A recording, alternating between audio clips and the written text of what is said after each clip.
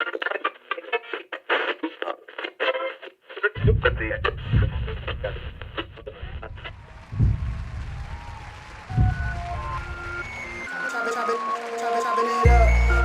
with G and Z. Chopping it up. Chopping it up. Chopping it up.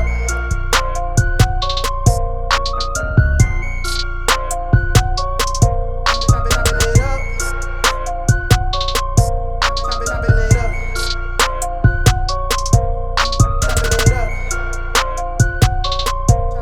Chopping it up with G and Z. What's going on, everybody? Welcome to Chopping It Up with G and Z. It's your boy G. What's going on, Z? How's everything going with you, brother? Bro, man, chilling. How are you? Man, I can't complain, man. I cannot complain at all, but wouldn't do no good if I did. Bro, so we got a lot to discuss this time around, man. No, we missed a week, but there's been a whole bunch going on in the world of sports, the world period, and in the movie world and the music world, so the cultural world. So let's get started, man. Chopping it up, man. What's going on with you, though? Man, I know we're gonna start off with sports, man, but I really just wanted to talk about, like, well, not even talk about, but just say it. Like, I know we talked about One Night in Miami. I know we talked about American Skin. I know we talked about Judas and the Black Messiah. But the United States versus Billie Holiday is amazing as well. I don't know if you've not seen it yet, bro. I almost felt the same way I felt after watching the Judas and the Black Messiah after the movie. So, bro, is that good? It is great. The girl, the lady who played Billie Holiday won a Golden Globe last week for playing leading actress, not supporting role, like the lead actress in the movie. So okay, yeah, I heard about that, but I didn't get a chance to actually. I mean, I never watched the Golden Globes anyway, so. Yeah, but I heard they was, you know what I'm saying, talking about like how the Golden Globes needs to be more inclusive the whole show.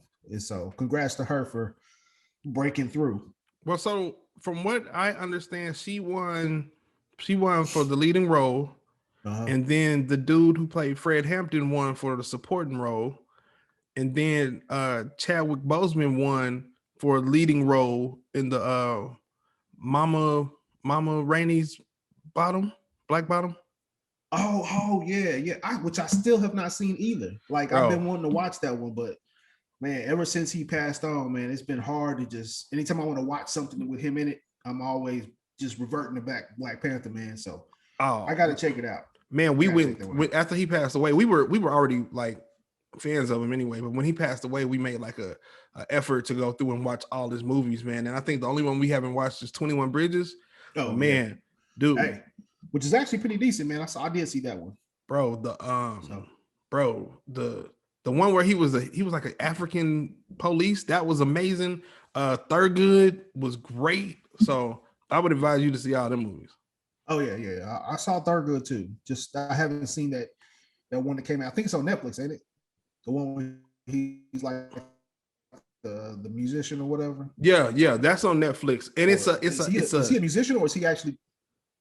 No, he's a musician. He's a musician in that. And the thing is too, it's like a stage play, so it's like one scene. So it's not like a 2-hour story. It's like they're playing this scene, like, and he has like a monologue, bro. He has a monologue in there where he you got to watch it, but it was amazing, and I was like, oh my god. So yeah, I would tell you to see all of those, but the Billie Holiday movie is great. All right, sure. I'll check it out, brother. Hey man, so on to the sports world. Let's chop it up about some sports real quick, man, because in the world of sports, so much is happening, man. And I mean, we got the NBA going on, of course, All-Star break coming up. In the NFL news, you know what I'm saying? There's just the ongoing situation with Deshaun Watson, the ongoing situation now with Russell Wilson. Yeah. There's the signing of your boy JJ Watt from Houston. Yeah. I mean, dude, the Tiger Woods thing is going on in golf, which I don't even keep track of golf, but hearing that news about Tiger, you know what I'm saying? You had to just feel like, oh wow. I hope he's all right, and hope he ain't did nothing crazy. So man, let's start up with the actually, man, I want to start with the NFL real quick, man, because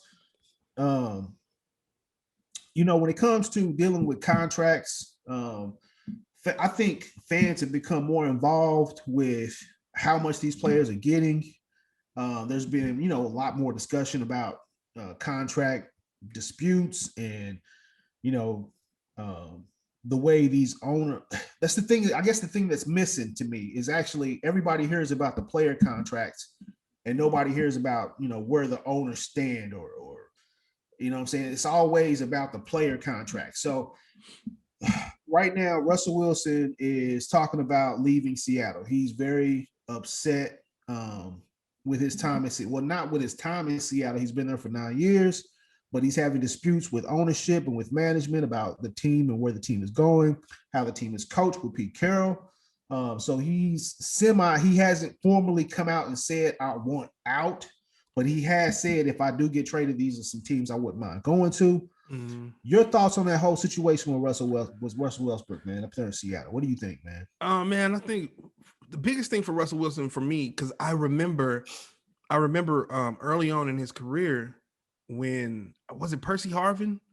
When Percy Harvin and Golden Tate, like after the Super Bowl, they end up talking about them, and I want to say maybe even Richard Sherman.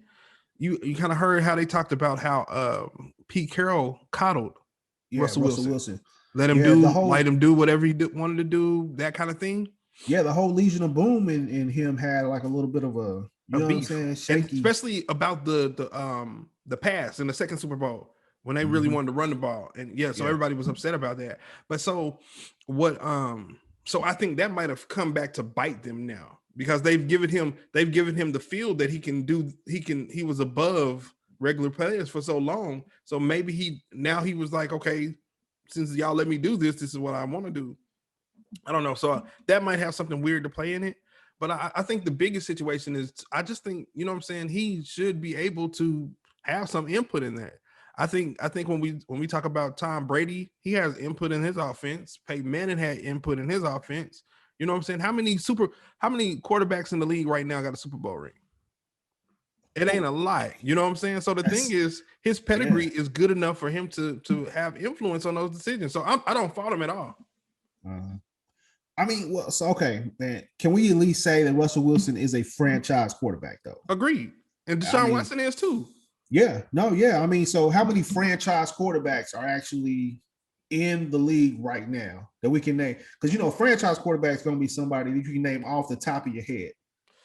I would think to myself, man, like there's probably 8 or 9 that you'd be like, I'm good. Like I'd be good with this person anywhere just because they're good at what their position is. So I mean, let's think about it here. So you got Aaron Rodgers. Mm-hmm. You got Tom Brady, of course, but that's only maybe a year or two, maybe 2 good solid years left. Maybe, I don't know. Let's do maybe 55 still trying. I know at this point, I'm not even, it don't even matter. Know. Yeah. All right. So you got Aaron Rodgers, Tom Brady, Patrick Mahomes, of course, who I think is the face of the league going forward for the next, 10 years or whatever. Yeah. And then you got number 4, which to me would actually end up being Russell Wilson. Correct. All right. And then you got the Deshaun Watsons, and then you got then you got which what I say is the next crop coming up. So you got your Ravens QB, Lamar Jackson. You got the cat in Cleveland who came from OU, Baker Mayfield. Baker. You got the dude up in Buffalo, Josh Allen. Josh Allen. And then from there, man, it's kind of like a who's who of hodgepodges. I mean, can you name me one other franchise quarterback out there? And I wouldn't consider who? Dak Prescott. I think he's a franchise. Okay, so I mean, so here's the thing. I don't think their team is set up the right way for, what I'm saying, for them. Their team is not set up the right way, but you can see when they are like a constant 9-7, 10-6, 8-8, they hover there. And this year they were like 3-13. You know what I'm saying? You see what him not being in the mix is, right? I think I also would say. I mean, even the games. Go ahead. No, go ahead. I also said though, like I think Matthew Stafford might put himself in that conversation if he does what he's supposed to do in LA. If they actually play like this, like I think they can play with him in their system, I think we might put him in that mix too. But that's what I got. Yeah, no. But I mean, with that being said, though, so Russell Wilson is a franchise quarterback. Correct. You know how hard it is to get a franchise quarterback. So yeah. See the Jets or the Giants. Yeah, I mean, like if I'm Seattle, I am not letting Russell Wilson walk out of me. Don't walk out of my life. I mean, that's crazy. You cannot, you literally cannot give Russell Wilson the door and just try to expect something back in return that's going to be of the same value. Yeah. So yeah. Oh, Drew Brees. You said Drew. Did you say Drew Brees? Yeah, but I'm always thinking Drew Brees is gonna just, even though they had the pictures of him doing his training camp thing. He looked terrible in that last game, man. Yeah, I don't think he was right after them ribs, man, because he kept on tugging on himself the whole game. I was like, bro, what is wrong with him? Trying to keep them ribs inside, brother. Yeah, it was something. It wasn't right. Going on. All right, man. So what's up with Deshaun Watson in the same token, man? What do you think about the ongoing Deshaun Watson situation? The same thing, or you find this a little bit different? Man, I think I honestly, for me, I think Russell Wilson can be like, hey, you know what I'm saying? I want to have this input. I've been here a long time. This is what I'm, you know what I'm saying? So I think that's one thing. I think another thing is for you to come out publicly and be like, hey, Deshaun Watson is going to be involved in our general manager situation. He's going to be involved in our coach situation. And then you hire the firm like they hired the firm to look for the general manager. They come back with the pick for the general manager, and then you stop talking to Deshaun Watson. You hire somebody else, then you hire a coach, then that somebody else hires a coach, and then they come back and talk to you. Like, bro, that's not what y'all promised me. That's not what y'all promised me at all. So I honestly think the Russell Wilson situation is like, he should be able to do that. I can see where he'd be upset, you know what I'm saying? But the Deshaun Watson situation, bro, I honestly see why he's demanded a trade. And I actually wouldn't play. I'm like, y'all can take this money back or I'll retire, but I'm not playing. So, man, here's my question though. Like, and I've sat here and I went and looked over the whole thing that happened with Deshaun Watson. And the difference to me is that Deshaun, I think, has been screwed over more than Russell Wilson has. Agreed. You know what I mean? Like, I feel like, you know, they basically told him one thing. Like, it's almost like, man, if you came to me and you were like, hey, G, can you do me this one favor real quick and give this to your boy, whoever is producing, whatever, blah, blah, blah, blah. Sure. And I was like, yeah, Z, I'll do that. Of course. Yeah. And then you keep coming back to me like, hey, man, did you give it to him? And I'll be like, yeah, of course I did. Yeah. Knowing good and well, I haven't done none of that. Like, yeah. I'm just talking to you to talk to you. I'm just saying. Of course. Of course I did. Z. Yeah, sure. Yeah, right.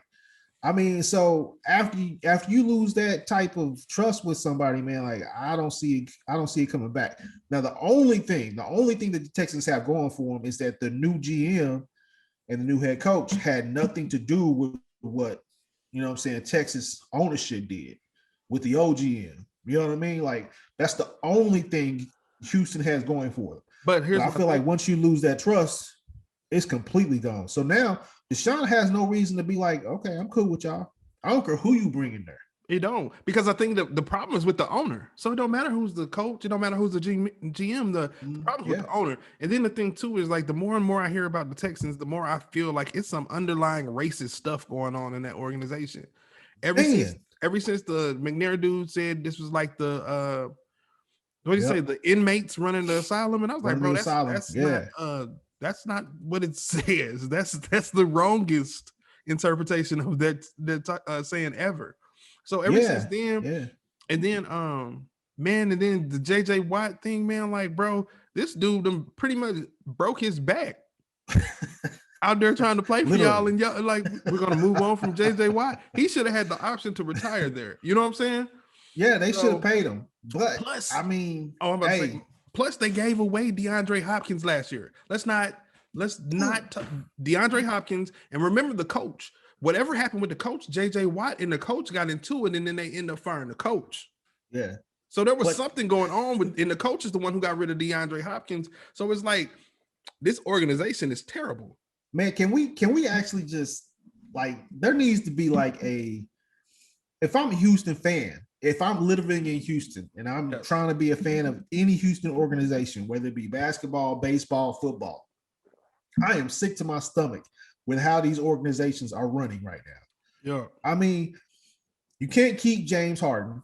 You couldn't, like, I mean, no matter what we think about the whole time that he was in Houston, they just couldn't, you know what I'm saying, get over the hump. Bro, and not to stop you though, but like, you remember when James Harden was like, well, I don't think we got enough to win the championship. And we was like, man, he ain't even gave that team a chance. He really has.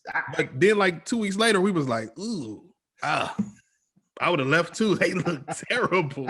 How do they move on from DeMarcus Cousins? Like, y'all aren't good enough to move on from nobody. What? Okay, I'm sorry. So they couldn't keep James Harden. Then Deshaun Watson in Houston. Man, in Houston, the football squad. I mean, literally, I think probably the only high point of the Houston Texans entire franchise was beating the Cowboys the first game they ever played. I think they won in the playoffs 2 years ago. They beat Buffalo in the playoffs 2 years ago. No. But I'm saying like the highest point. Oh, for them, like that might be as a franchise was actually winning against the Dallas Cowboys their first game as a Houston franchise. I think that's the highest point they've ever gotten to. I can't refute that. I'm not sure of that. I'm coming from it like if I was a Houston, native and I'm trying to actually love my teams, man, dude, they are probably the worst run franchise. And like I said, man, like franchises. Franchise. The Texans, the Rockets, and then let's not forget about the cheating Astros. Yeah, the cheating Astros. Stealing signs. Yeah. Stealing signs. Yes. and I mean everybody in the in Major League hates their guts. So hate them, bro. Yes. Oh yeah. Yeah. So Houston is definitely something is going on down there. Man, I don't know what's in the water down in Houston, bro. But they need to get it right. All right, man. So my thing though, back to Deshaun, man, was just simply, I hope the brother finds a good place to go. The one thing I don't want to see is for Houston to actually, play hardball and he sits the entire season, because I think that it won't hurt. To me, it won't hurt his stock value. I think after about week 1 or week 2, the fans, because we know how fickle fans can be, they'll end up trying to take the side of the team and be like, well, he just need to be out here playing. He's making millions of dollars. He need to be out here playing. Nah, bro. You know what I'm saying? Do your thing. You know what I'm saying? If they want a hard ball, then go ahead and sit it on out. You know what I mean? And so the thing that I hate about football too, though, is like, you could tell me, like, if you told me, like in basketball, like, you got 5 years on your contract and then you want to force a trade, that don't make sense to me. You know what I'm saying? Because this is guaranteed money in the NBA or guaranteed money in the Major League Baseball. Yeah. But the thing about football is that you can cut me when you feel fit to cut me. So with that being said, I should be able to, hey, I don't want to play this. I don't want this contract no more. Simple as that. Because the thing is, like, it shouldn't be cool for an owner to do it if a player can't do it. Hey, but that brings me back to what I said earlier, though, man. Like, the battle of the NFL has been completely different from the NBA. And I mean, it is a different sport and it is a different contract. So I hate to get involved in that because I mean, there's, on a basketball team, you have 15 guys, 16 guys. Yeah, I think you know what I'm saying. Yeah. But you have a 55-man roster on the NFL squad, plus your practice squads, plus everything else you got going. So I mean, it is a different, it's different X's and O's that come with the contracting, but at the same time, I feel like the NFL is by far the worst when it comes to the player contracts because and their union is terrible too. Terrible. Their union is terrible. They have the lowest guarantee money given out to their players. Yeah. They have the worst shelf life of any sport too. Agreed, bro. Man. While we talking about quarterbacks though, look at Dak Prescott, bro. He he played on a fourth round contract year. You know what I'm saying? So they were paying him like $1.2 million a year for like his first 3 years or something like that. Yeah. And then after that, instead of them giving him a regular contract, they did a franchise tag. Terrible. So like, you know what I'm saying? Like they won't even give this dude and y'all went and got Andy Dalton. He played terrible.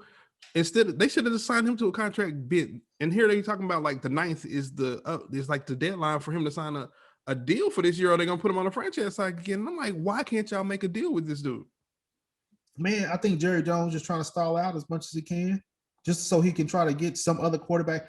Once Russell Wilson dropped Dallas's name, I bet you that helped the actual Jerry Jones is probably sitting in his office like, did Russell Wilson just say Dallas is the place he wants to be? Yeah, that's because Russell Wilson already got a contract.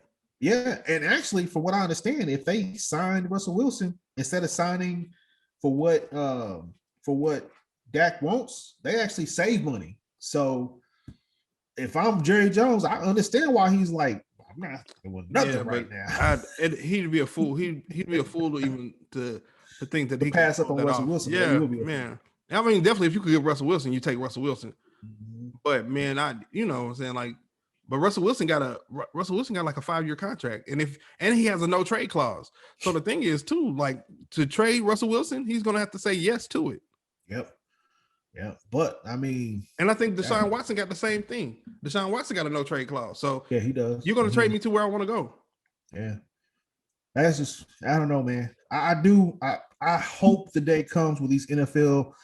That's the only thing about the NFL too, though. There's only a certain amount of players, number of players, and they have to be quarterbacks. I don't see running backs, wide receivers. I don't see any other position getting away with what Russell Wilson is doing or what Deshaun Watson is doing right now. Like, can you imagine if there was a defensive end or a linebacker trying to do what Deshaun Watson did? It no matter how bad the ownership did them. Yeah. Like, but the difference is too, though. But the difference is too, though, they put so much emphasis on the quarterback position in the NFL. Yeah. So I think it gives you that leeway for you to do something like this, where no other position really has that leeway. So I think the way that NFL is set up, it's never going to be a running back, or unless they just do something terribly dirty to him. But yeah. All right, man. So on to the NBA real quick, bro. All-Star Weekend is coming up. There was a slew of games this week. Bro, you want to talk about our Lakers first? Bro. Oh, man. So let me jump on that right quick. Go ahead. So I read a report today and said, guess in the report, and you know what I'm saying, it's reports, and you know, it's on the internet, everybody can say whatever they want to say. But they said we were looking to see if we could get Hassan Whiteside if he gets brought out by the Sacramento Kings. Yeah. Or we were going to look to see if we could trade for JaVale McGee.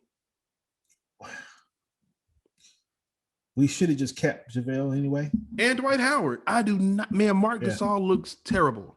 Oh God, man. Marc Gasol looks terrible, bro. And I can't. Hey Z, that'll be like 3 weeks in a row you've said the same thing. I know, man. And I really wanted to. Terrible. Yeah, I wanted to roll with him, man. And you know what I'm saying, but he's not. So the thing is, they kept on talking about his elite defense and passing.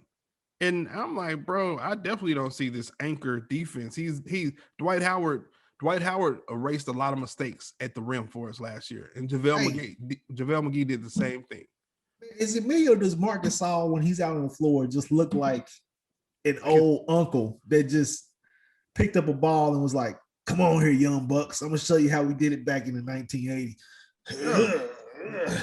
He's struggling to move. Yes. Bro, he can barely turn without it just looking like it's painful or something. Like it's gonna hurt. It hurt for him to do anything. Man, it's over, dude. Just hang it up. Bro, we are paying him more than we paid JaVale McGee and Dwight Howard last year. Dwight Howard I'm like, where did this come from? This is crazy. I don't know what they thought. I mean, maybe like 3 years ago, this would have been all right, man. But I still wouldn't have been cool with it. I think his best seasons were in Memphis about 10 years, 7 years ago. Bro, he ain't that old. He only been in the league 10 years.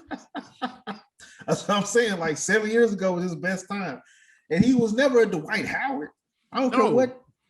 issues Dwight may have had. He was never as athletic. Dwight was an all-star. But All-star. I mean, but you know what I'm saying? Marc Gasol was defensive player of the year, and he was an all-star a few years too. So he wasn't terrible, but he ain't been. I think they paid him $15 million for this season. Somewhere around that way. Bro, that's almost what you playing Schroeder. Like they don't compare.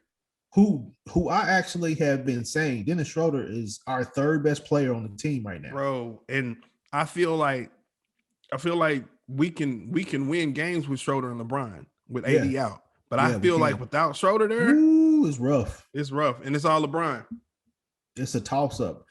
And man, I don't know what you because that's the thing about it. Like my thing is with KCP and with Kuz, like you just never know what you're gonna get from night to night. Like I know these cats can ball. They balled out last year. They balled out in the playoffs.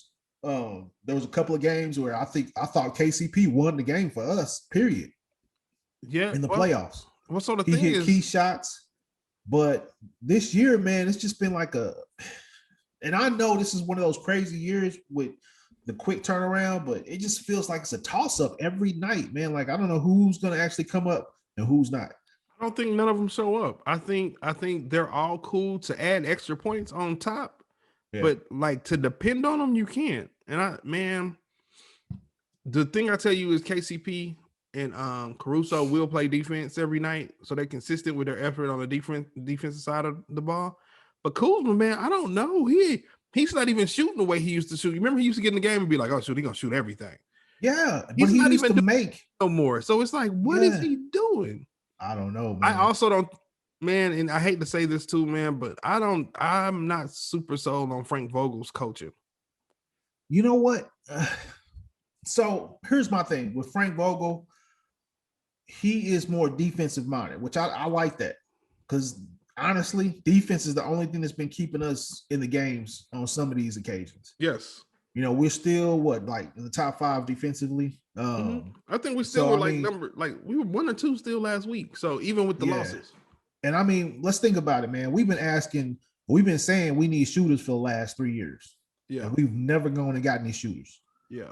So it's not like our offense is going to be out here just shoot it up like like a net style or whatever. Oh my God. Yeah. We got to actually have defense, or we just going to get blown out the building. And when you watch the games, man, like the thing that gets me is even though our defense is cool sometimes, our perimeter defense is not. We give up threes like crazy. Man, we miss. So I think we miss Avery Bradley. You know what I'm saying? We miss Avery Bradley, and Wesley Matthews was supposed to be like what he used to be, and I don't know what happened to him. So it's rough, man. It's rough, man. Especially when you turn over and then you watch a game and you see the Nets playing, and you be like, "Ooh, hey." So I got a question for you, man, and actually 2 questions. The first one will be about the MVP, and I know I texted you about this earlier. Yeah. Your choices for MVP coming up through the All-Star break. Yeah. But before I ask you that one, man, one more question. Are you surprised? 2 surprise teams so far. There are 2 teams that I really like watching, I should say. Okay. Number 1, I'm still surprised about the New York Knicks. I'm definitely surprised by the Knicks. But man, I'm not super surprised by the Knicks though. Why? Because the East is so bad, or just because that you was just like, oh, I expected. First, the East is bad. That's always to be expected. So I think any team could be, because I honestly think Charlotte is playing good this year too. And you know what I'm saying? I like LaMelo. But the thing for me is though, I think Tibbs has been great his first year everywhere. I think that's his track record. He's great his first year. His second year, kind of like halfway through the season, you start hearing like rumblings, and then like it's downhill from there. And that's what he was in Chicago. That's what he was in Minnesota. So I actually expected him to be good this year. I want to see if he can figure out how to stay in the teams, because it seems like he drives people away, just like Stan Van Gundy. Like he drives people away. And both of them, I want to see how they do on year 2. Yeah. I don't think that Tibbs is actually meant to be long term in New York. I think he's really just there because they got a slew of young talent, and he does know how to pull, you know what I'm saying, effort from young talent. Yeah, but So that thing that he pulls effort from usually rubs also people gets the wrong people way. hurt. Yep. And I still don't think he got. I don't think he got Rose hurt, man. But what I will I tell still you, think he did. Yes, no, it's I all think because of Tibbs. Dang it, I Derrick think Rose would have been kneed up. Wouldn't have been kneed up if it nah. wasn't for Tibbs. Have you seen him play lately?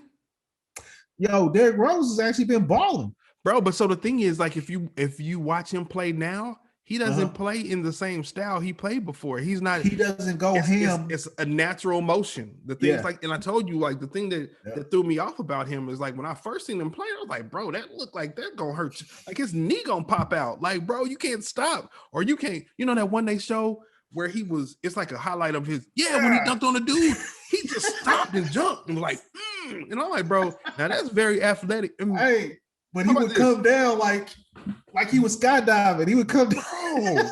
Bro, he would fall and roll. Like, bro, I honestly believe the only person in history who's probably failed more than Derrick Rose, especially during those times, was D Wade. D Wade was good for falling. Bro, I'm surprised D Wade don't have a broke back. But he moved naturally though. Everything was natural, like what he did. Where Derrick Rose he would jump stops and then moves with his knees, I'd be like, bro, his knee is gonna jump out the socket in front of national TV where he was stopping. But he would always do that jump hop, like he would jump 6 feet in the air and then try to bang it down and hop back up. I'm like, ooh, that don't look too good. Yeah, but, hey, yeah, but he was balling those first couple of years though. Yeah, but Derrick Rose, and I was going to say that too, man. I'm gonna put it out there. I'm gonna say this right now. Everybody always tell me Russell Westbrook is the most athletic point guard ever. I'm gonna say you didn't see Derrick Rose. Man, oh my gosh. The way he was just yamming on people. Bro. That was terrible. Yeah, it was, bro. Man. Yeah. All right, so I'm sorry. So the question was my surprise teams? Oh, so yeah, who's your surprise teams besides New York? And then I also had Charlotte, and we can talk about Charlotte for a second too, because bro, the boys is humping right now. So let me tell you too, and I think we talked about it a little bit when the time was on the show. You remember when they said, they were like, they signed Terry Rozier. Yeah, I think they did that last year. Yeah, they did that last year. They took him away from Celtics. Yeah, they had Rozier last year, and then they had the little point guard dude who did good last year. And I was like, man, they're gonna get LaMelo Ball too. I was like, oh, that's a lot of point guards. And then they went and got Gordon Hayward, and I was like, what is this? Is this Philadelphia's old GM? Are they who just putting together pieces that ain't gonna work? What is going on? But bro, I don't know what's going on, but they look good. And LaMelo and there's a little small forward dude on the team, like small forward, power forward.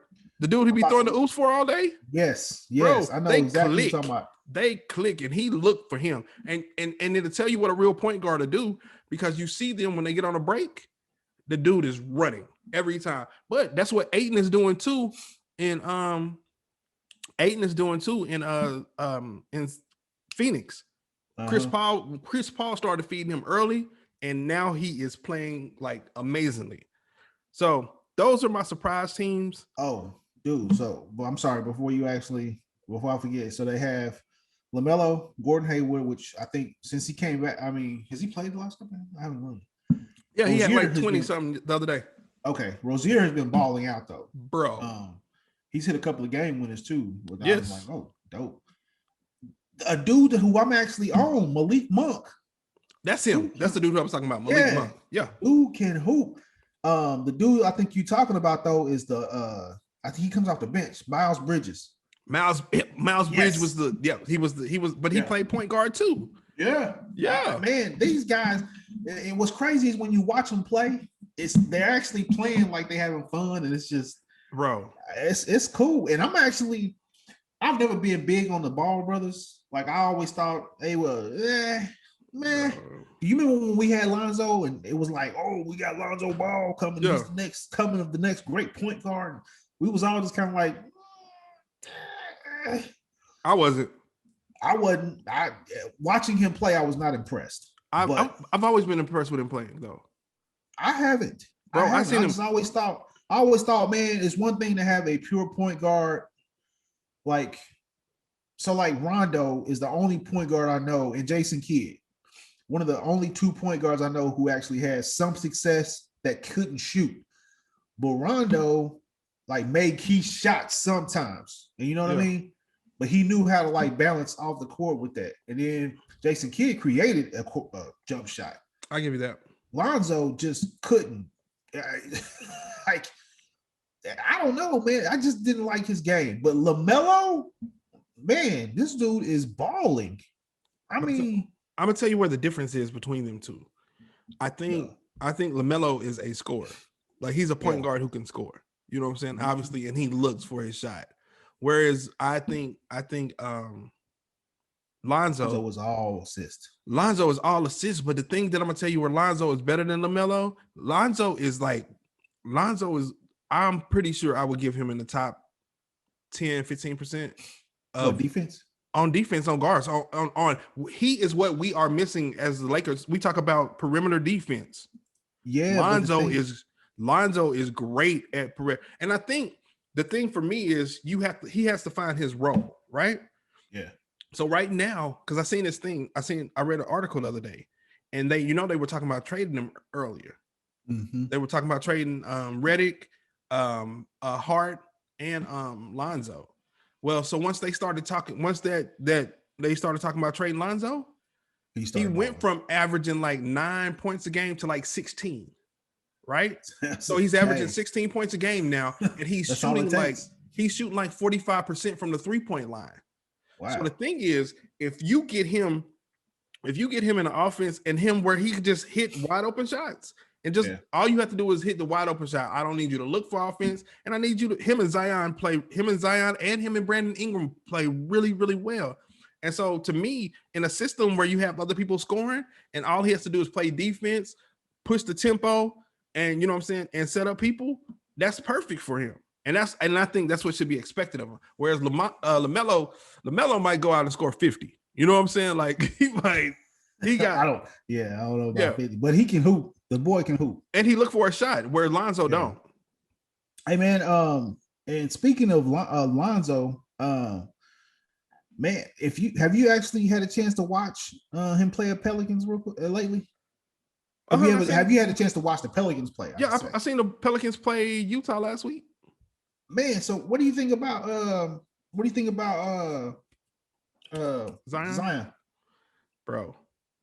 Oh man, I just hope his body stand up, man. But bro, he lost weight though. He's smaller than what he was last year. I'll give you that. It doesn't seem like it to me. To me, I don't know. No, he looked last year. He looked like, I was like, bro, you ain't gonna make it that long. Man, so to me, he's lost some weight, but man, his explosiveness is stupid, bro. But I just hope, man, and I mean like stupid, like because he's like 6'8".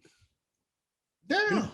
He like 6'8", bro. He was jumping up over Rudy Gobert like he was short, and I was like, bro, this dude is at Rudy Gobert's neck for real. Rudy Gobert is an easy 7'1", and he was over the top of him, get down, bounce back up, bro. He dunked Rudy Gobert, and I was like, bro, everybody can't really dunk Rudy Gobert like that.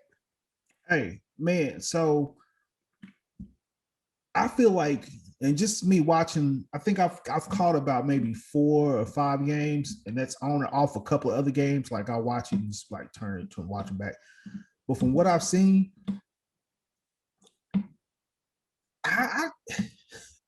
Zion is like a freak of nature, bro.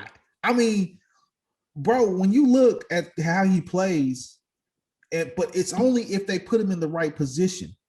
Like, have you seen him play a point? Have you seen him play a point? Yeah, that's what I mean. Like if he gets the ball on the block, he does have like a little turnaround, go with his left. If he turns to his left, he can get to the cup anytime over anybody. He doesn't have like a good back to the basket, go spin either which way, but if he goes to his left, he's great. When he's actually catching the ball at the elbow though, or if he's at the 3-point line and he has like a full steam going straight to the bucket, nobody stops this dude. Nobody can stop the dude. He is that explosive. Like, bro, when you look at like I was looking at his stat score and I was like, this dude had like 28 points on like 13 shots every night. Like, Every night. Every night. Not just like this is not just like one night where you like, oh, dang, he only missed 2 shots. Every night he is like 13 for 15, 12 for 14, 10 for 14. I'm like, what in the world? Like, why are they not setting this man up for more? It's crazy. I don't know. Bro, but his footwork is stupid, especially insane. when he's at the key and he might cross and he's left-handed to start off, but he finishes really well with his right too. I seen him finish with his right the other day, and I was like, who would have known he had a right hand like that? I seen him actually go up and do a windmill on a right hand dunk. Yeah, and he's left-handed. So I'm like, bro, that's crazy. Bro, athletically, he's and I just in my heart, I pray he doesn't become Blake Griffin. Me neither, because I don't want to see another Blake Griffin in Detroit looking like one-legged stand. Man, yeah, bro, you hate to see it, man. But I think too that's where you go and develop your game, man. That's where you add everything to your game, because Blake Griffin should have had a back to he should have been able to post people up in a fadeaway. He should have some up and unders or something, bro. He just looked like. Well, I think Blake came into and this we can go into all this, but I think Blake came into the league at the wrong point where it was all about we want you to be a back to the basket defender, or we need your athleticism at all times. So, and you don't think he developed his jump shot like he probably would have. I give you that. Yeah, I'll give you that. But now everything's played on the perimeter, so he has the option of doing that. And I hope he does. Number one, I really do want. I still feel like he needs to like bounce out like maybe 15 more pounds, bro. I don't know if them knees can actually take what he. Yeah, I agree. And I think his knees, man, all them years of up and down, man, they don't. Or maybe he's saving himself too, man. Maybe he ain't giving full effort either, man. But we'll hope so, man. All right, so man. Oh, back to my MVP though. My MVP picks. Yes. Give me your three up front runners right now before All-Star break. LeBron, Embiid, and Harden. And Harden is on my list, but if I had a fourth, it would be Chris Paul. I'm just telling you that too. Really? Yeah, bro. They're second in the West. They're second in the West. I know. Nothing added to their team. That is true. Monty Williams, to me, Monty Williams and Coach of the Year. No, Coach of the Year. Yeah, Monty Williams and Doc Rivers are fighting for Coach of the Year right now.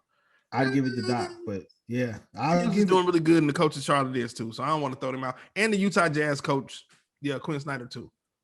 Yeah. He'll probably. I think him and Doc will probably end up fighting for it. I don't think they're gonna give it to Monty yet because I don't know if the Suns. It depends on what the Suns do. But the Suns is second in the West though. I mean, what they do when they hit the playoffs. Yeah. But they were great in the bubble last year though. No, they were. Just throwing it out there. But I mean, I think we had the same people for our MVP race, but we had them in a different order. Yeah. Like you still kept LeBron at number one. I can't, not this year, man, because the way that Embiid is balling out, I mean, this is still fluid. I'm not giving him the MVP right now. I'm just saying, if we were to end it right now, yes, I would give it to Embiid. Man, this dude is balling. But I think where I would say LeBron has missed one game this season, bro. Oh, because Embiid has missed like what? Embiid has missed like 6, 7, like 8. Yeah, like 7 or 8. He's missed. Missed. And my thing is too, like Embiid is 25, 26. LeBron is 30. LeBron is 36, and he missed one game this season. I mean, like not everybody is Iron Man LeBron spending $2 million on a nutritionist every year. And I still think LeBron should have won last year too. So like there's still that as well. So you I got LeBron into somebody last year's accolades to give him this year's MVP. Bro, but I'm telling you this though. If James Harden can go effortlessly from leading the league in scoring to leading the league in assist, bro, and then his rebounding numbers, like last year, he was averaging 5 rebounds a game. He's averaging almost 9. So you want me to tell me this man went from scoring 40 points and he always had like 8 or 9 assists because he's always been good at assists. He's always facilitated.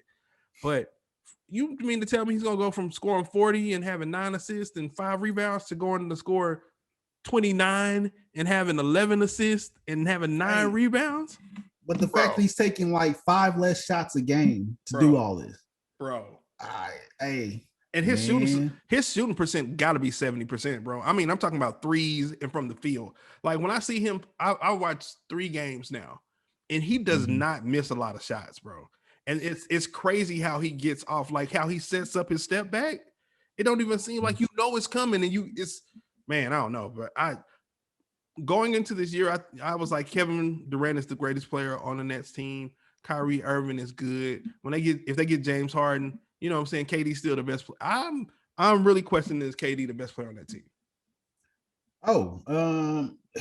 Yo, I don't know, man. If KD can come back and do what he did for the first what was it, 20 or 18, 20 games or whatever. Yeah.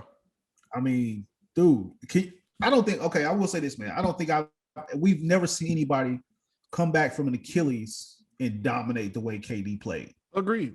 Because I mean, let's keep in mind, at one point he was averaging 36 a night.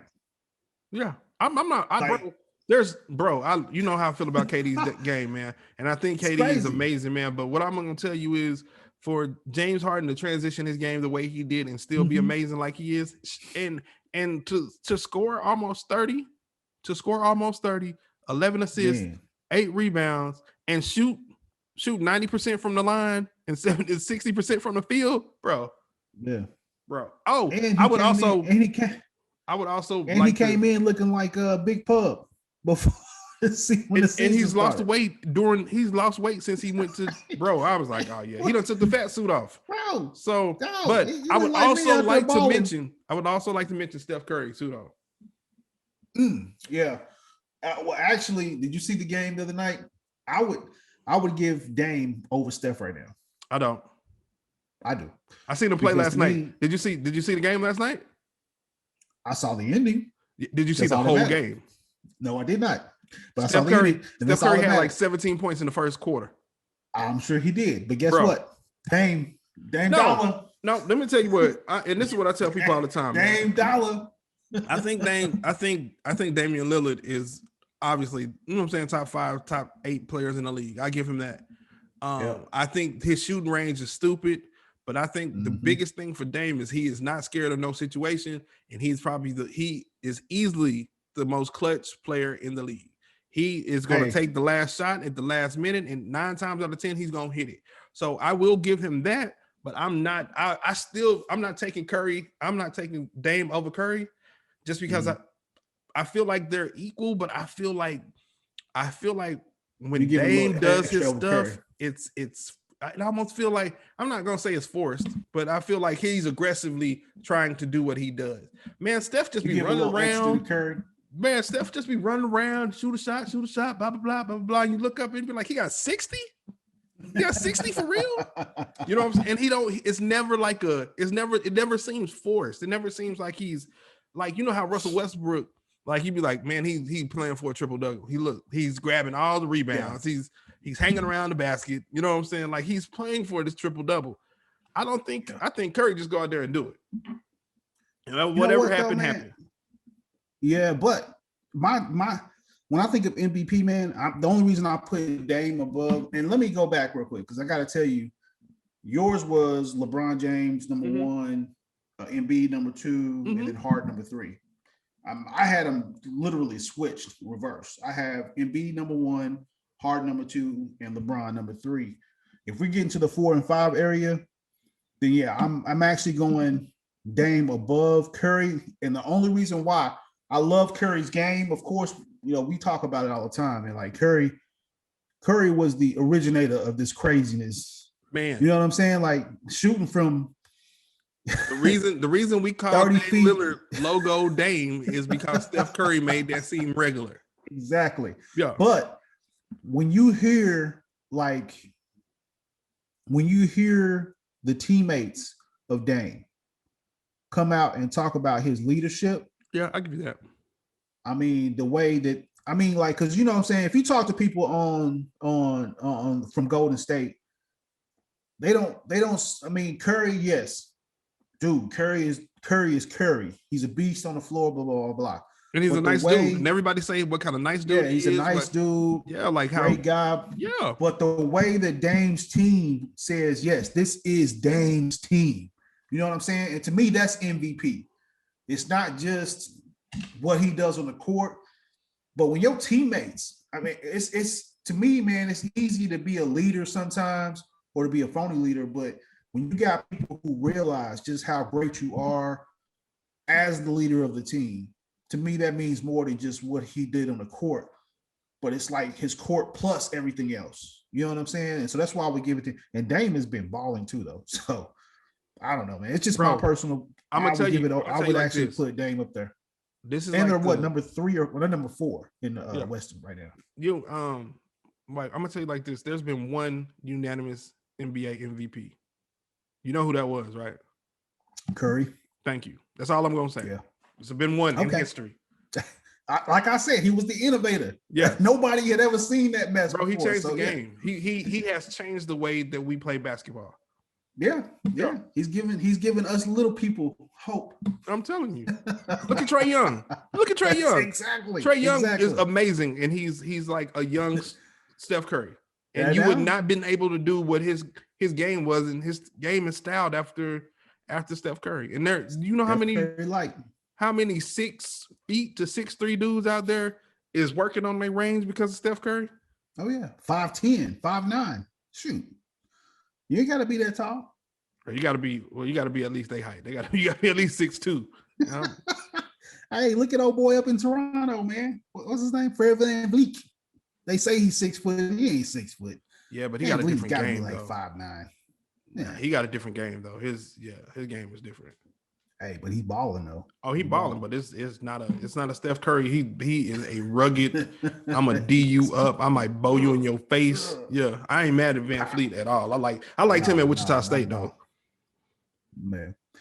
All right, man. So let's transition off the NBA. Oh, actually, before we do, man, All-Star game this weekend, bro. Any thoughts about the selections? I haven't even looked. No, I kind of figured it would be the same thing I thought it would be. Bro, and I know you probably got a transition where you were going, man, but I think the natural transition for NBA All-Star weekend, or what you think about it, is this foolishness going on. I seen the list. I text you the list of events that they're doing in Atlanta this weekend for the bro. So for you to have an All-Star game, you have all of Atlanta's like you have all these players from different teams coming to play this game, and I feel like it's like cross-contamination to start off with just the players. For you to talk about safety the way you talked about safety, for you to do all these events and contaminate people like this is terrible. But then when I seen the list of events like at the clubs and Gucci Man and blah, blah, blah at this club and this person, 50 Cent and Shaq got this big party. And I was like, bro, did we give up on COVID? Did we just like, hey, you know what? I'm over COVID. I'm going to party this weekend. So COVID who? Yeah, man, with that, and then the Texas and Mississippi opening up, man, I'm like, bro, I don't know. Let's go ahead and transition then in that case into politics. So basically, if you hadn't heard, the governors for Texas, Mississippi, and a few other governors up in, it looks like Pennsylvania, Massachusetts, Massachusetts, Pennsylvania, they've actually rolled back, not everything. They've just kind of eased some restrictions. But Texas and Mississippi have completely lost their damn mind and opened up everything and said, you ain't got to wear no mask. You ain't got to do nothing. We are full throttle, 100% open. No capacity restrictions, no distance restrictions. And the mask mandate is over. Yeah. No mask mandate, no nothing.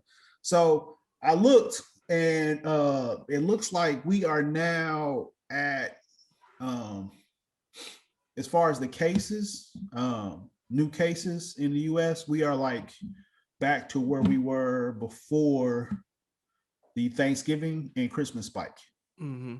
Which still wasn't good, but I guess it's been better than the last 5 months. Yeah. But that's still not good. Not at all. And on top of that, like the CDC and these doctors are talking about the new variants that are out here. Yeah. That are like, they don't even know if the variants, if the shots, the vaccine even does anything with the variant. So what's going on with these governors, man? Bro, so just as I seen the governor of Texas was like, we reopening, I seen a story in Houston where it was like, we have all the strains of COVID-19 down here. Like they have every strain that they've found of COVID-19 is in Houston, Texas. So I'm like, right. So y'all want to open this up. I actually seen something funny where somebody was like, can Texas power grid support opening up? But like, man, it's I don't know, man. And to me, it's like, I also want to like talk to people in Texas. Like, do y'all pick the worst politicians? Like, bro, how do y'all have Ted Cruz and this governor? Like, how do y'all have both of them? Pick your struggle. Yeah, you can't have two terrible people, man. Like, just pick a bad senator and get a good governor. Do one of the two, man. Like, you can't have Ted Cruz blaming vacations on his daughter, and then you know what I'm saying. Then this dude opening up Texas just because he feel it's right. Like, bro, you ain't talked to no scientists. Man. Like, why would you do this? We're still not good. Texas is one of the worst places in the country for COVID. Why would you open up Texas? Hey, well, you know what's crazy, man? Of course, I think the decision is all political. It is. It's all political, man. And Governor Abbott of Texas I think he's kowtowing to his followers or the far right wing followers who are just like, we want our freedom. No mask means freedom. Freedom. I don't know. This is weird, man. But and you would think it's kind of weird because Texas gets hit with freaking Houston. Got hit with the big old hurricane, couple of hurricanes, man. And they put out a mandate. A voluntary get the heck out of Houston mandate. Was people going crazy when they did that? No, I don't think people was going crazy when they were doing that, man. I mean, I think that's weather related. I think unless, you know what I'm saying, I think the only thing that we really is political is climate change. But like when you having like a hurricane or something like that, I don't think people really take it the same way. But why? That's my thing though, is why you have an event that could be harmful to people, and the government is doing what the government's supposed to do, which is the safety of the people. Yeah. And so when they come out and say, okay, this hurricane is going to be a category 5, you know what I'm saying? It's going to actually destroy property, kill people. We need everybody to voluntarily leave Houston. I don't see the difference between them saying we have a pandemic that's going to kill people. Please put a mask on.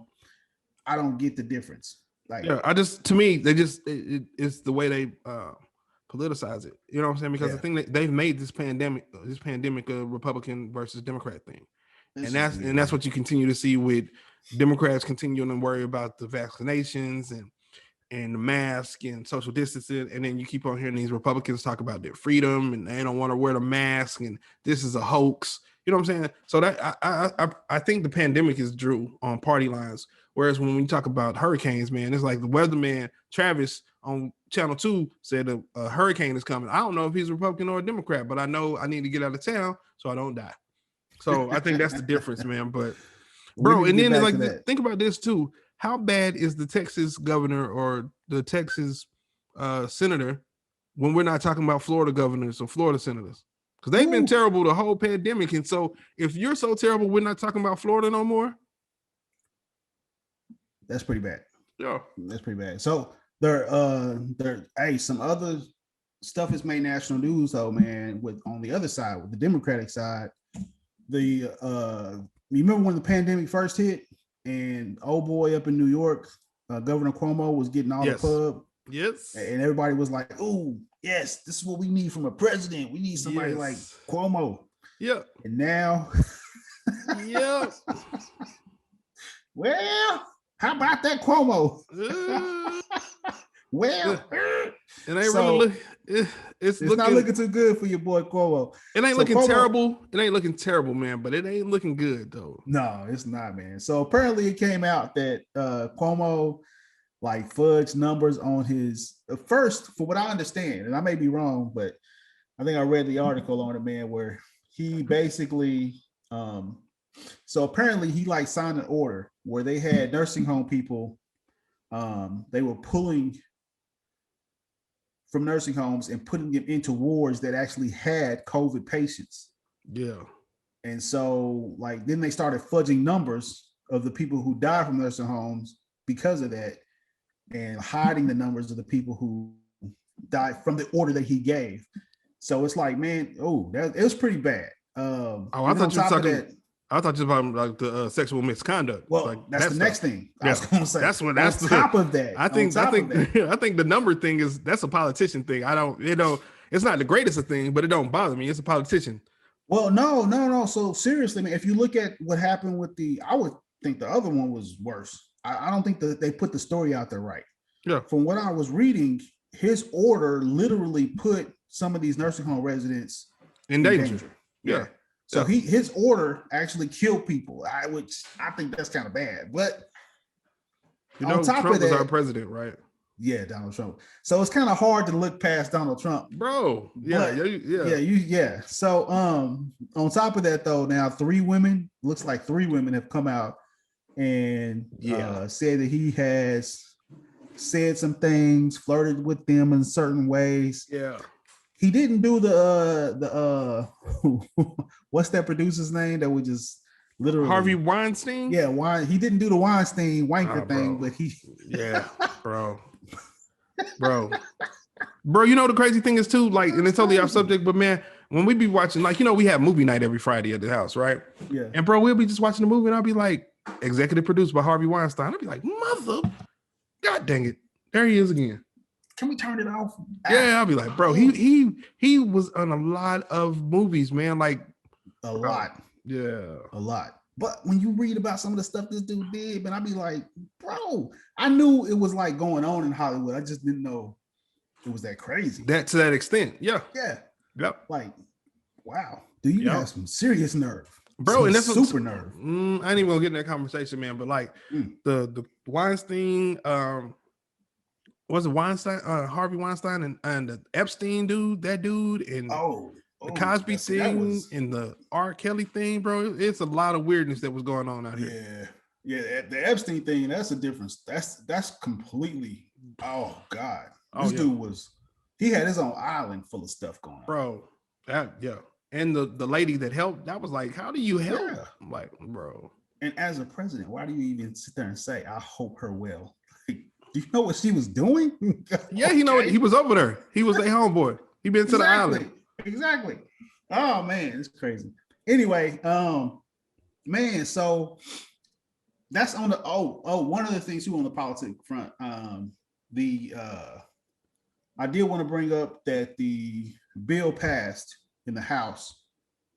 Two bills passed actually that were of importance that I think people need to know about. The first one is going to be the George Floyd bill. Yep. And the second one is HR 1. I don't know if it's HRC 1 or HC 1 or whatever. I think it's HR 1.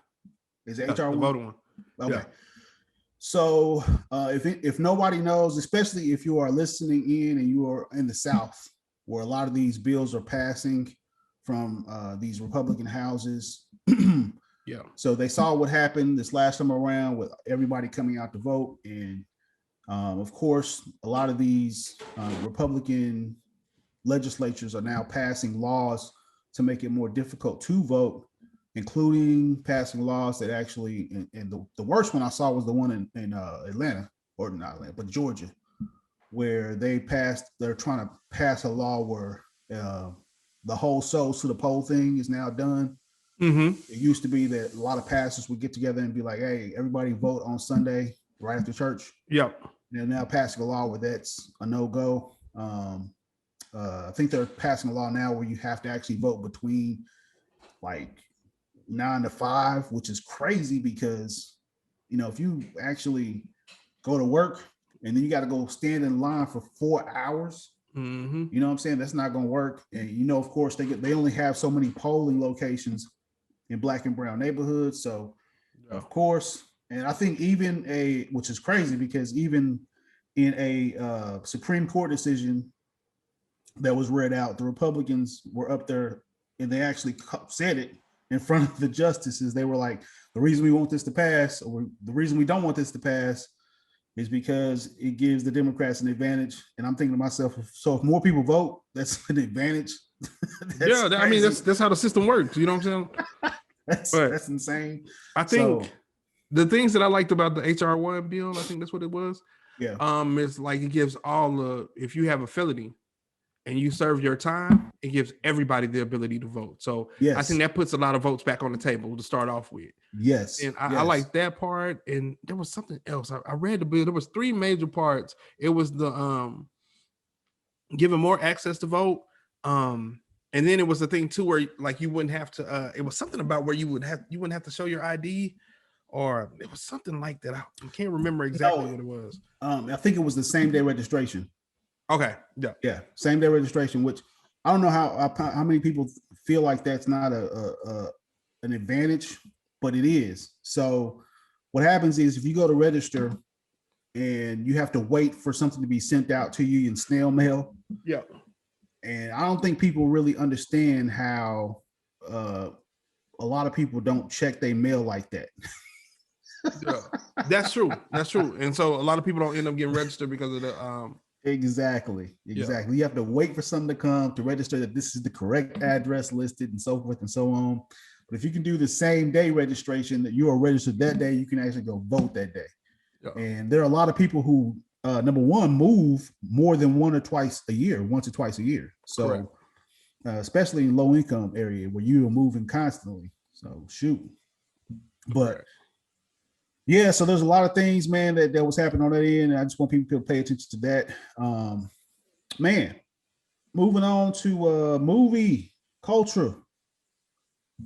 Bro, you said the movie that you came out with and you watched just recently, man. Give me some just about this, man, and say that again for the people who hadn't heard about it. It's the United States versus Billie Holiday. It's pretty much the you remember the old Billie Holiday story with Billie Holiday, the lady singing the blues with Diana Ross and your dude, Billy D, the Code 45 guy. Yeah. Well, so it's actually like a retelling of that story.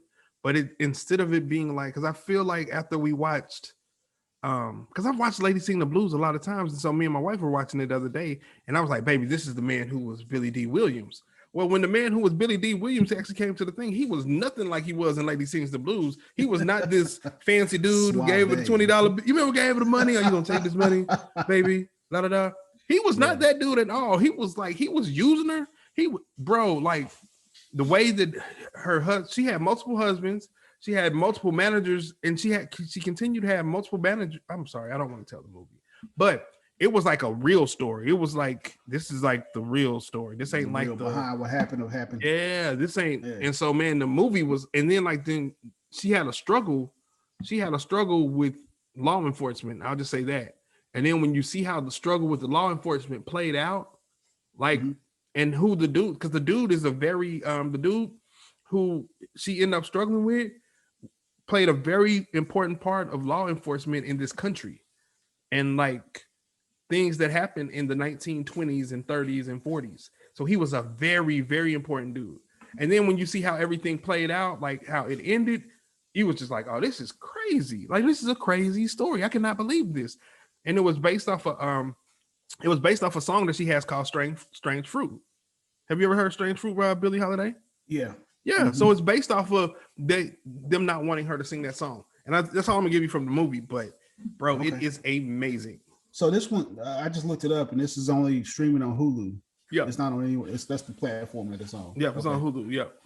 All right. Well, speaking of movies, man. So while we speak right now, it is 10:20 Central Time. That's why and I'm not like, I don't want to rush through the show, bro, but I got to get on and watch this before we get online. Coming to America 2 has actually dropped. Coming to America 2, Eddie Murphy has dropped tonight, which yes, I would say I'm gonna watch it, but I'm an old man. I gotta get some sleep, brother. I'm gonna check it out this weekend, though, definitely. But actually, from what I've seen so far, man, people are not impressed. I don't care what people are. Don't care what people say, man. I'm an Eddie Murphy fan. You know that. I don't care what you say. I'm watching it. Of course. And Coming to America was a classic, period. Man, my favorite Eddie Murphy. Man, my second favorite Eddie Murphy. I struggle between Coming to America and Life. Life. Yeah, Life is your first. I don't know why, dude. I thought Life was okay. amazing, I bro. never thought it was like, Life was amazing. Okay. You know, I'm a Harlem Nights boot-toting, dude. I thought Harlem Nights was the gun-licking best. trustee. I thought Harlem Nights was better than anything Eddie Murphy ever had. Harlem Nights would Me be third on personally. my list. It's right after whatever Behind Life and Coming to America. Mm-hmm. Okay, all right. I'm gonna kill you quick. Yeah, I'm not, bro. I'm telling you, Harlem Nights is amazing. amazing to me. It's just Coming to America, bro. Is Coming to America with the multiple characters, and then just the man, Randy Watson, bro. If I tell you what episode was Randy Watson on what's the What's Going Down episode of That's My Mama? How do we know that 30 years later? Yeah. Hey, but listen, man, come on, man. Red Fox. Bro, I mean, you can tell me Red Fox, you can tell me Richard Pryor. They are essential in black Pryor. comedy. They are like, I mean, they are like the dude, key to black that comedy. Movie had everybody in Robin it. Harris, everybody, Charlie Murphy. Yes, bro, I could go on for days, and you don't have to tell me the importance of Harlem Nights because I know it. Della Reese, bro, you ain't got to tell me that. Yeah, you ain't got to tell me that. I know it. It's just not better than Coming to America in Life to me. Okay, all right, we have our differences here, man. I still say just Harlem Nights is the best Eddie Murphy movie ever. But some people would even say Vampire in Brooklyn was the best ever. I ain't gonna say it's the best, but it's on the list. Vampire in Brooklyn, both of the Nutty Professor films, bro. I can talk. I love Eddie Murphy, man. So 48 hours. Taco. Yeah, Golden Child. I want the knife, bro. Yeah, Eddie Murphy is amazing to me, man. Best Eddie Murphy stand up. You got to give it to Raw, right? Or Delirious. I have to give it to Raw. Which one you give it to? Delirious is amazing. Delirious, bro. I still say Raw. I think I gotta go Raw. Delirious, man.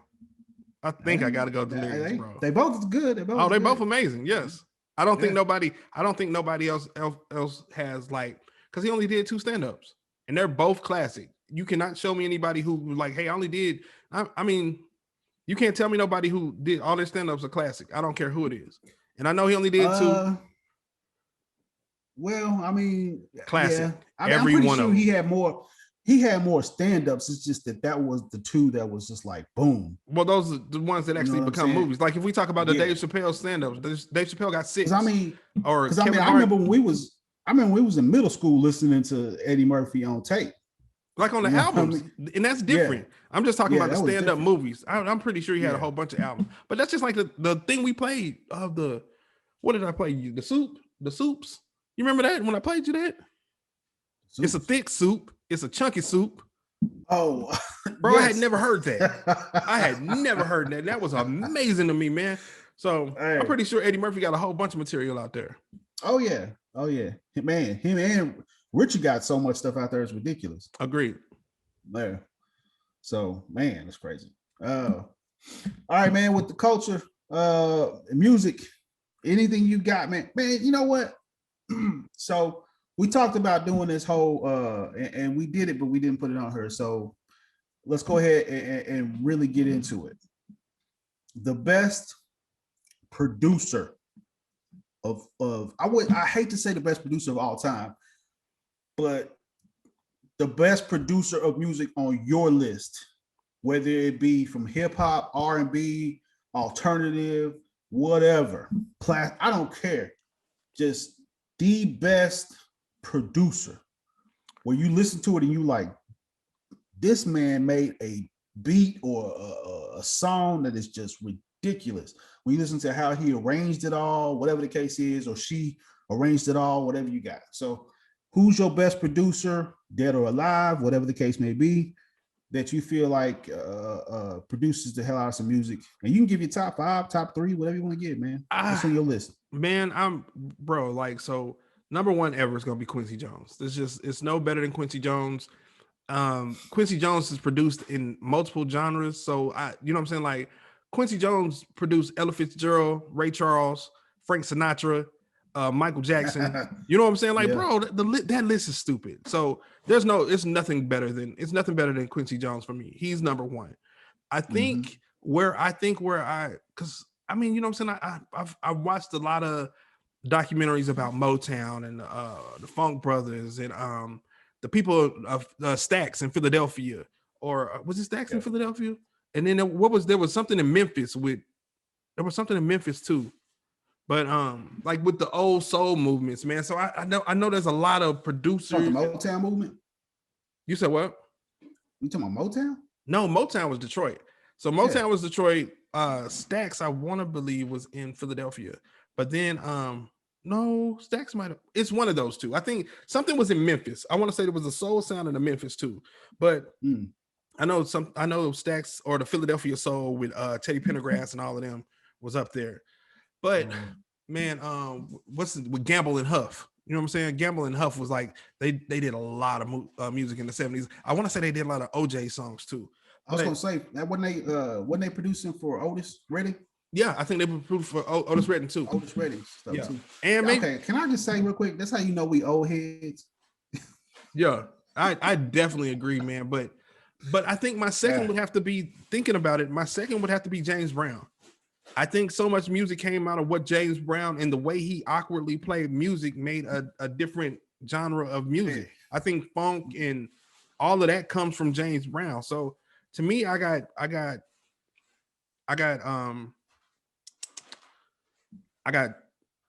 dang it, why can't I remember? I just said it. I got Quincy Jones first, I got James Brown second.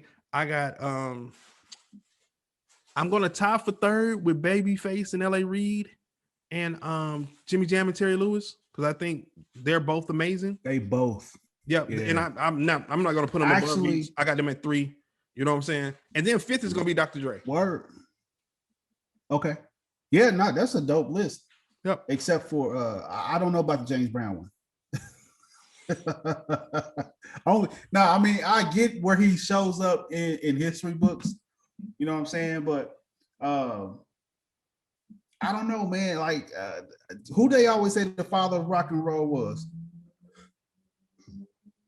Little Richard? Yeah. I'm not Little Richard or James Brown, bro. Or no. They would talk about rock and roll, but it spinned off of some of the blues Chuck Berry stuff. Are you talking about Chuck Berry, or are you talking about Muddy Waters, or Muddy? No, yeah, Muddy. But I'm not. Those are all like good artists, it's and Muddy Waters was because they're artists. Yeah, and Muddy Waters was amazing at playing the guitar, especially for when he was playing it. But bro, if you listen to like boom, boom, boom, boom, we're gonna have a funky good time, like just the way that played, or get up, get on up. You know what I'm saying? How that, bro, when you hear that, you're like, God dang, I'm gonna get on up. They on the scene, like, bro. The Big Payback. You know what, bro? Those songs are like payback. You know what though? Yeah. I think the reason why you like James Brown is because your favorite artist of all time was Michael Jackson. He pulled from James Brown. No, a lot of stuff from James Brown. When I listen to because I listen to the Parliament a lot, and so when I listen to Bootsy Collins and that funk, George Clinton, you hear a lot of James Brown in that, and I'll be like, bro, that's all James Brown. Okay, so. Man, I gotta actually take it. I'm gonna give, and I got some people who will probably watch this who are artists that'll probably say thank you for saying something. I want to say Quincy, number 1, of course. Yeah. But I'm gonna give my number 2 to Miles. I don't do jazz. You know that. I don't do jazz at all. Exactly. Yeah. But I love jazz. I am not mad at that. Especially now, the old jazz, man. Some of the old jazz with Coltrane and Miles. The thing that was so cool with like Miles was, and the old guys with Coltrane, they would actually go into the booth, not even in the booth. They would just go into, you know what I'm saying? They sets. Okay, start me up on the C, whatever. Start me up over here. And they would just ad-lib the whole thing through. And when you listen to what they put out, man, it was so, it was like, okay, that had to have been written. They couldn't have just came off the dome with that, but they did. Yeah, and that's what was so dope about it. And man, it was a feeling. It was just like, okay, boom, boom, go, and they would just, man, that had to be some of the most amazing music ever. If you listen to a good Miles album, Man, I think one song was like 12 minutes. It was just, and but they did so many changes in tempo. So many people got to actually, you know what I'm saying, get a solo in semi, you know what I mean? Like Stacks, go, ooh, go. Man, if you talk about a good set, I understand why the cats back in the day was just like, man, pop in some miles, just let it play. That's back when they had 8 tracks and records. So yeah, you put the record on and just sit back and chill. I ain't never got into jazz, man. And we went to the National Jazz Hall of Fame in Kansas City this year. Me and my wife, man, and it was good to see the stuff and to see, like, you know what I'm saying, like to hear the sounds and all the stuff, man. But I ain't never been a jazz dude, man. Nah, I get it. All right, so I gotta say Quincy, Miles. I'm actually gonna give it to Dre as well. Yeah, in my 3 spot. Because I feel like Dre above Babyface and L.A. Reid and Terry Jam. Give me Jam and Terry Lewis. Okay, give me a second here. Okay, I am, and the reason why I am going to give it to him is because I feel like now if I was 59, 60 years old, I probably would give it to Babyface and L.A. Reid. But I feel like in our age bracket, man, Dre meant more for us coming up than Babyface and L.A. Reid. Give me a second here. Okay. If I had to give it a 4A and a 4B, they would be 4A and 4B. Okay. Because I'm an R&B dude. So Babyface and L.A. Reid to me made up like all of the 80s and the early 90s, 1, 2, 3. And then Babyface literally like killed half of the stuff that was in the 90s. You know what I'm saying? So, but Dre, like, he was behind NWA and pretty much everything West Coast when we was growing up. You can't say everything because he took a lot from Daz. He took from funk. If you heard the interview with the time, Daz said Dre was notorious from taking stuff from other people. Bro. But what I'm saying is, man, and he's still 5th on my list, so I'm not here to talk about him at all. But but if there was a beat that was dope, you could tell it was a Dre beat. If it was a West Coast beat, it was bitten off, or it sounded like a Dre beat. I'll give you that. And he pulled a lot from funk music too, but it was like this Dre style. It was just like, that's West Coast. Yeah, that's rap. That's gangster rap. Gangster rap was put on the map by Dre. I mean, come on, man. Bro, I have nothing. He's my favorite hip hop producer, so I have nothing against it. But what I'm gonna tell you is, the reason that, and I'll tell you, he's my favorite hip hop producer, and the reason that I can't put him above Babyface and L.A. Reid is just Dre did 6 projects. He did 6 projects since 1989. You know what I'm saying? Like, when I can tell you that Babyface and L.A. Reid did TLC first album. Man. They did they did the whole Waiting to Excel soundtrack. Boomerang soundtrack. You know what I'm saying? Hold on. Z, I'm sorry. I'm tripping, man. They even put Outkast on the map too. Bro, that was on a Christmas CD. On a Christmas CD. Let me stop. I am tripping. Let me stop. Bro, I had to rewind my mind back to reality here. Babyface and L.A. Reid first, then I'm gonna go with Dre. Then I'm gonna go with I'm with you on I'm putting Babyface and L.A. Reid above Jimmy Jam and Terry Lewis. Okay. Only reason why is because I feel like Jimmy Jam and Terry Lewis, they had a sound and they stuck with the sound. Babyface and L.A. Reid, they had a sound, but they modified it too. Like it transitioned even more. Like to me, that's Jimmy your Jam, argument. I'm not here to. Jimmy Jam and Terry Lewis was like the they were like the dang man, it was like if you want New Jack Swing style, you gonna go to Jimmy Jam and Terry Lewis. But that was their second sound though. That was their second sound though. So you think about dominated. You think about Alexander O'Neal. You think about Sherelle. You think about the SOS band. They did all of the SOS band stuff, bro. Yeah. So for I'm Only Human by the Human League, like all of that. Then that was before they jumped into we gonna talk about all the Janet Jackson stuff. You remember I got a thing for you, low key. The Sounds of Blackness. You remember Sounds of Blackness? Keep your head to the bro. They did everything. They did a lot. Okay. Babyface and LA Reid did more. I'm not mad at it. I can't rate them against each other, but I think they're both great. And so I'm not mad at it. No, they're both great. All I'm saying is, to me, Babyface and LA Reid, they not only dominated, but they transcended decades. Okay. To me, Jimmy Jam and Terry Lewis was just that decade, and that was it. Like, you know what I'm saying? Like, if you want to say, I don't know. The new Jack Swing era decade was Jimmy Jam and Terry Lewis. That was their stuff. No. But they did more. Don't get me wrong. Man, matter of fact, they did Prince albums, bro. No, Prince. They did Prince albums. Prince fired them. Prince fired them. So they would help with Morris Day albums, but Prince fired them because he found out they were doing SOS's first album. So Prince fired them, and that's how they end up doing Alexander O'Neal's. That's because Prince fired Alexander O'Neal because they said he was too black. I don't know, but Alexander O'Neal never said like Prince said I was too black. He said they didn't get along. So wait, didn't they do a Prince album before he fired him? I want to say I swear they did some production. I want to say on the first album they helped, but it was a lot. Prince was very dominant though, so it wasn't a lot. Of course. Yeah. But man, you talking about the first SOS band and Alexander O'Neal was like fake and criticized, and If You Were Here Tonight and A Broken Heart come in. You know what I'm saying? Bro, they did a lot, man. And I don't know. All right, man. So when it comes to some of the producers, how would you rate like because I'm putting like right up there on my list, like a Timbaland. I think Timbaland is probably one of the best producers of our time, like that moved into the next generation. I'm not mad at that.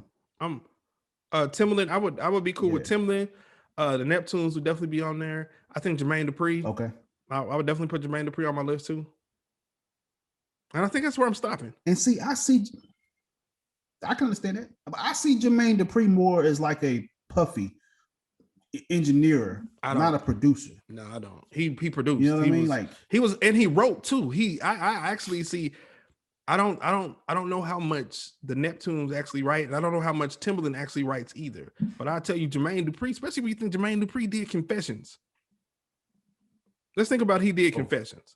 He did the first Escape album. He produced that? Yes, he produced and wrote almost all the songs.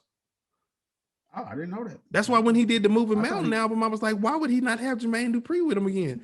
Jermaine Dupri, I want to say Jermaine Dupri did the You Remind Me, the 8701, like that album and the My Way album. I want to say Jermaine Dupri had heavy input on all of that. Oh, wow. Yeah. Yeah. Man. When you talk about Jermaine Dupri and then, you know, I don't like Mariah Carey, but he did a lot of stuff with Mariah Carey. He did a lot of stuff with Escape. He did all the stuff with the Brat. He did all the stuff with Crisscross. He did a lot of stuff on his own stuff, the Jagged Edge stuff. Like Jermaine Dupri is amazing to me, man. Well, see, my thing is, I mean, no, don't get me wrong. Jermaine Dupri, I thought he engineered a lot of stuff. And that's why I don't put Puffy. Yeah, and see, I don't put Puffy in it because Puffy had other people to do his stuff. Puffy might have had the idea, but he can't play music. Well, yeah, and I thought Jermaine did the same thing that Puffy did, where it was like, okay, bring in blah blah blah blah. I need this be made for this, blah blah blah. And he owned the actual studio and the mixing and the engineering and all that stuff was on him. But the maker of the beat, I thought was actually different. But yeah, if that's the case, man. Whoo, geez. No, that's Jermaine Dupri. And Jermaine Dupri, right though. That's why I was like, he might, because when I think about it, man, a lot of people, the Babyface and LA Reid and the Jimmy Jam and Terry Lewis, they write too. But James Brown will write too. But I don't think Quincy Jones ever wrote either. Quincy Jones was just sound. So I think it's another thing to be able to produce and then write, and then like the amount of hits that they have. To me, that's crazy. I mean, to make an actual song, where you actually produce it from making the beat and writing the lyrics. Yeah. I would take, that has to go like the Babyface and LA Reid. So that takes a lot of talent, some skill right there, bro. It definitely do, man. All right, brother, man. So, man, we had a full episode here. Yep, sir. I'm telling you, a lot to cover. Upcoming week, man. We got the All-Star break this weekend. Man, watch the Coming to America and watch the Billie Holiday movie. Okay, I'm gonna check out the Billie Holiday movie probably on Sunday. I'm definitely watching Coming to America this weekend, man. Yeah. I'm gonna actually maybe even watch my phone if I get too busy. So all right, cool. I'm gonna catch that. I'm gonna catch that Eddie Murphy flick, man. Me too. Yeah, definitely. All right, brother, man. Any parting shout outs? Anything you want to bring up before we head on out of here, man? Nope. Thank you. Thank y'all for watching. Please subscribe. Hopefully we'll figure out how to get on Spotify soon. So that's the next move for us. So hopefully that'll happen sometime soon. Yeah. And if y'all didn't know, man, we're trying to technicalize our stuff, get it up to par. So exactly. Sound better, you know what I'm saying? Have a better quality. So yeah, so we got some we're in the works and trying to make some things happen for our podcast, man. So y'all keep tuning in to us if you're out there checking it out. If not, if you are, tell your friends, drop a share, like this on YouTube, and where else we at, Z? We are on YouTube, we are on Amazon, we are on Google Podcasts, and we're on Apple Podcasts. There we go. All right, man. Well, shoot, it's good talking to you, my brother. I'm gonna catch you again. All right, bro. I'll definitely hit you next week. Yup. Good night. One.